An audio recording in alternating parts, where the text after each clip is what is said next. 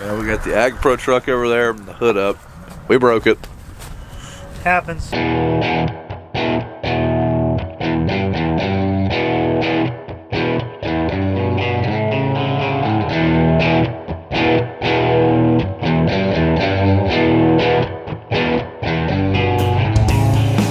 Morning, everybody. Heading over to the farm. Gonna do some turbo tilling for a little bit. My buddy from Ag Pro, Tyler Altras, he's coming down. He's gonna ride with me in the 8400R. We're gonna do some deep ripping with it. Then we might switch it over to the turbo till today or maybe tomorrow morning. I don't know. But that's kind of my plan. Dad, George, Larry, and my brother, they are going to head down the road to our furthest farm from home base. We're gonna knock it out. There's not much corn down there. It shouldn't take too awful long.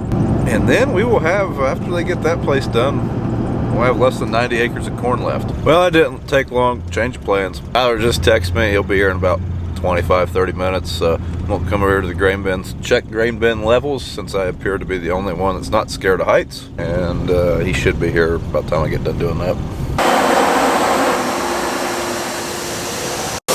Like the big bin has a ring and a half, probably 6,000-7,000 bushel. Then we'll have to check it. The bin that we're putting dry corn in, it can probably hold about another 2,000, but they are transferring out to make room for today. So we are getting tight on space. That looks like the Kool-Aid man made it. Tyler's down from Ag Pro out of the Worcester? They call it Worcester.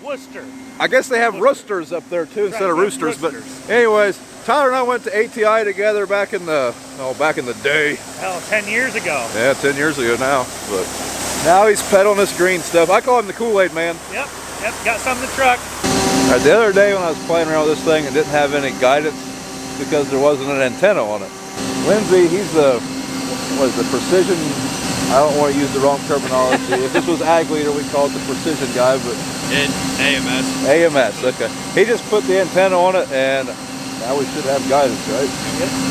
That was pretty quick and easy, I guess. Is that just a magnet that holds that thing in there? There's just a bracket. There's a hood latch right underneath the front of it. It just snaps on. Okay. Snaps off. Tyler will show us how to use this thing, and then we'll get going back and forth. Sure, give you a crash course. All right, well, let's go. We'll burn daylight. All right. How'd you find my secret hiding spot? It's not that secret. Oh, I guess I need to get better at hiding keys. Yep. There we go. So the reason there's two monitors, so you can just have like one. This one's just like a dummy monitor. So this is an extended monitor. Okay. So swap screens, do whatever you want to do. If you want to watch your tractor functions here, and maybe an implement function here. Okay. That's what that's for. We'll go over the transmission real quick here. So this is the E23 power shift transmission. Similar to the power shift that 8400 would have. This would be 23 speeds versus 16. And this transmission's automated. So we can go into different modes, manual, custom, full auto. Full auto mode on this transmission, you pick your ground speed in each range. You set your ground speed, you got two ranges here. So you're setting your ground speed to that. Yep. And you're seeing your set speed right here. Yep. So whatever you have this set to, that's the speed the transmission will go. So will it shift gears then? It'll shift gears and change your engine RPMs. Yep. Okay. And then right here we have two ranges. So we have range 1. Is that like a preset speed? Yep. So that's set speed 1. So cruise, in AGCO talk, that's cruise 1. Cruise run, yeah, cruise 1, cruise 2. Okay. Set speed 1, set speed 2. So to change those, you have to be in neutral or forward or reverse. So that's our two set speeds there. Now this right here is what you change. This black clicker wheel is what you change it. So you can also go into a custom mode if you want to. You can really tailor it to whatever you want. We can go in and change engine droop, how quick the load anticipation is for PTO 3-point remotes. Most guys will run on full auto or a manual mode. So manual mode here would be literally just like that tractor. You know, you just run it like a normal power shift. So we'll leave it full auto because that way we're using the efficiency manager on this transmission, so it'll vary engine RPM. Yeah, that's one thing I really want to see is what it'll do, gallons per hour, gallons per acre, stuff like that. Yep. And we can go in and set all this. You already got a counter set up for gallons per acre. This is the 4600 command center screen here. So it's the new generation of John Deere displays. We can go in here and change all of our tractor settings as well. Everything from the radio to the heating and air conditioning. So is this the same display at like a new combine? Or Correct. I mean, that's what every John Deere has then, basically. This is the same display that would be in a 700 series combine or a sprayer or a tractor. 2015 and newer tractor would have this display. Okay. This is the 10-inch version. There's also a 4200, which is a 7-inch, but this is the 4600. Any of this stuff you can change it around. If you want this counter to be over here, you can move these boxes around as well. Gotcha. Okay. That's kind of the quick run through with the display. Also, if you want to page back and forth, you can swipe like this, just like a phone. Okay. Or you can just hit this button up here. Either way. But there's other monitors you're still going to have probably a couple run screens over here, maybe a couple over here, depending on what you're doing. Gotcha. Okay. And all this stuff over here is pretty basic. I mean, you got your hydraulic remotes, PTO. Yep. What's this 1 through 4 right here? That's your iTech. So that would be, if you want to set a sequence, so when you get to the end of the field, hit downshifts, lifts. Okay. AGCO go in functions. Yep. AGCO speak. AGCO talk. So here's all your SCVs, your air conditioning controls over here. You also have over here, if you want to set a maximum engine speed, like PTO function. PTO, whatever that's set to, when you hit that button, that's the max. Gotcha. That's about it on the command arm. Okay.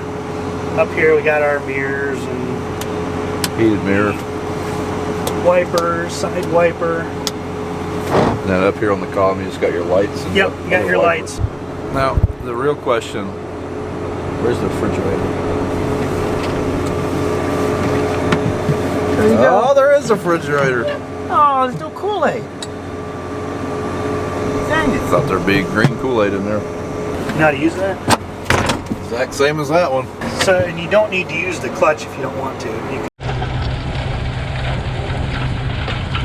All right, we got the steering working.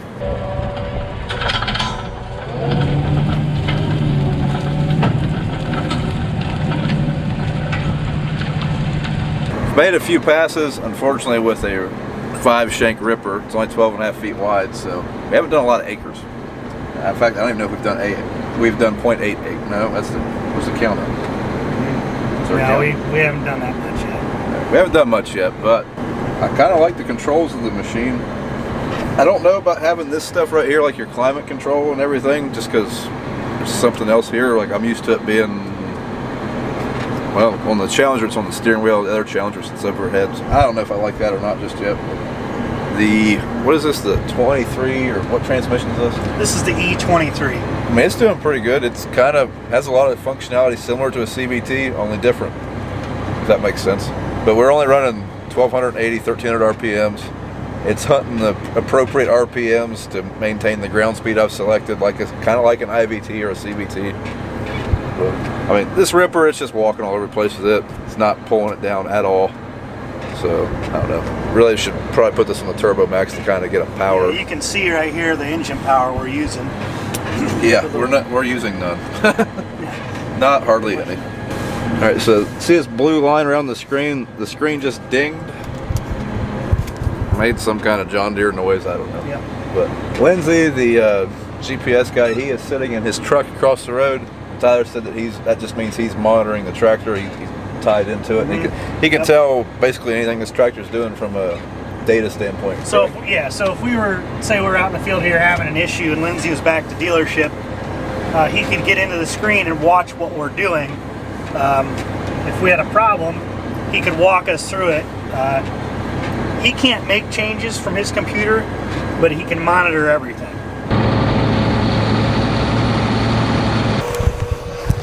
Get out and see what kind of job we're doing. Tyler's gonna make a pass in the tractor, but it feels like it's working up pretty good. As you can see, an inline ripper doesn't turn over a lot of ground.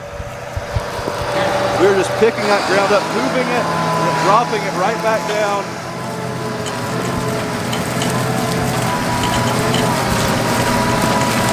And that roller's coming right back and smashing everything down real well. We may have to run the Turbo Max over just to smooth this up before we plant, but with this being, November, The ground's going to freeze and thaw multiple times. This might be okay just to plant right back into with the corn planter next year. Just have to see. But we are skipping every other pass just because we only have a 12-foot implement, so it's hard to turn right back around. Now we will come back in and fill this field in. So yeah, we don't usually inline rip a whole field. It's kind of something we're playing around with, like I've mentioned in other videos. We're thinking about rotating deep tillage like this every year. Like a 4-year rotation, like this field would get ripped again in 4 years.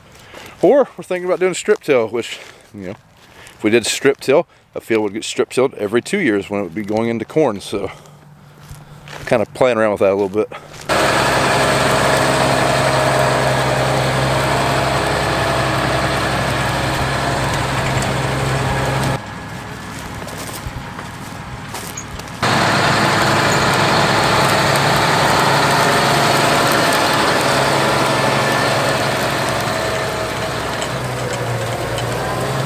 Yeah, okay. Everything's pretty easy to get to.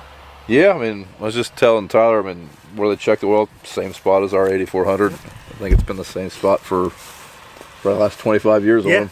Yep. So, not the same. Yeah, but you guys are getting ready to head back to Worcester? Yes, sir. Worcester. Either way, they're going back north. So. It's getting cold out. I want to put a stocking cap on. Or a toboggan. Not a toboggan. Whatever. No toboggan. Not a toboggan. So you go down a hill and there's a toboggan. Okay. We go down hills and sleds. Kind of thinking I'm going to do about half of this field. I'd like to be able to see next year if there's any kind of yield increase or decrease, or if this helped at all. So I'm going to do about half of this field, and then I'm going to go over to another place, probably the same. And then I've got a few high traffic areas in several fields I'd like to do with this ripper while we have it. And there's a couple places where we've had water laying. I want to rip with that also, or rip that up also. But as far as the tractor, I'm really liking the controls in it. This power shift with its, I don't know, fuel efficiency or whatever program it is, it's doing really well. And I've got my cruise set at 6.8 mile an hour, and it's just constantly, and I can tell every time we hit a hard spot or something, I mean, the RPMs will jump up like they're supposed to. It seems to be doing a really good job. It's like our gallons per hour is 9, so I don't know if that's good or bad. Gallons per acre, I don't know where I had that. I seen that earlier, but keep in mind this is only a 12.5-foot implement, so it's taking a long time to do an acre. Yeah, the controls right here, I'm basically running in cruise 2, turning in cruise 1. It's pretty easy to get to. Basically when I get to the end up here, I'll hit cruise 1 like that, and we will drop to 4.5 mile an hour. And then once I set the implement down, I'll hit cruise 2 and we'll speed back up. One thing I've always liked about the John Deeres is the fact that you can cover up whatever remotes you're not using.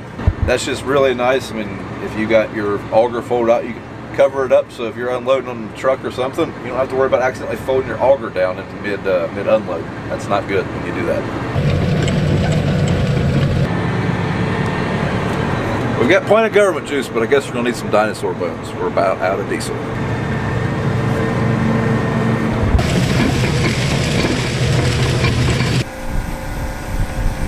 Fuel her up. All right, we're fueled up. It's actually trying to sprinkle right now.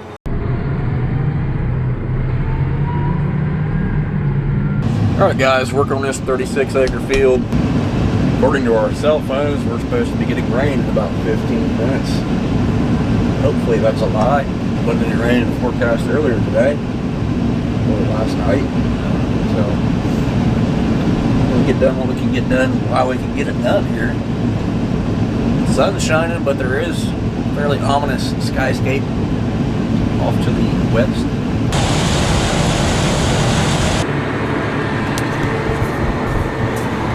Of course, in 2019, we would just get a random pop-up shower. Just check the radar. We have a 70% chance of rain this afternoon. This morning it wasn't supposed to do anything till Thursday afternoon. And we were going to need every bit of that time to finish before that rain hit. So this stinks. Trying to rip the Sea Consultants test plot we have out every year. It always rotates between these two fields.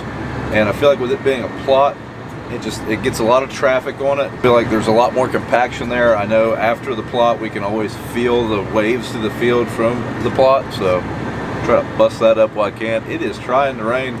It's not doing much yet. It's not getting sticky or anything, so we're gonna keep going as long as we can. Okay, here we are today. This is, I think, Tuesday. Shelled this farm. One of the last fields, wet farm, not real good corn. See the water over there. We're going through some water. Not bad. We ran through it though.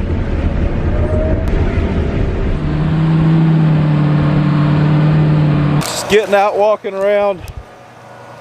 I mean, it's raining. I don't think we're gonna be able to do this much longer. Starting to get sticky. I mean, we're doing deep tillage. It's definitely not wet, very far down, but we're gonna start making a mess out of the top of this ground here pretty soon. We didn't quite beat the rain.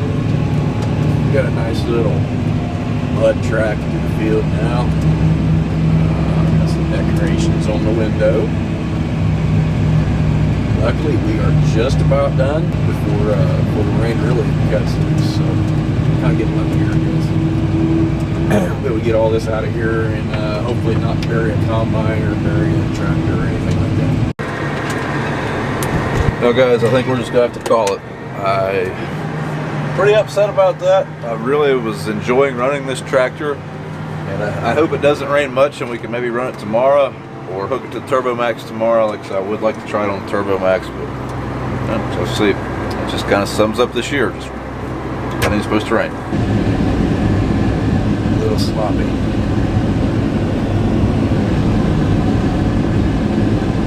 Me and George are going over to help them move. They're done at this farm.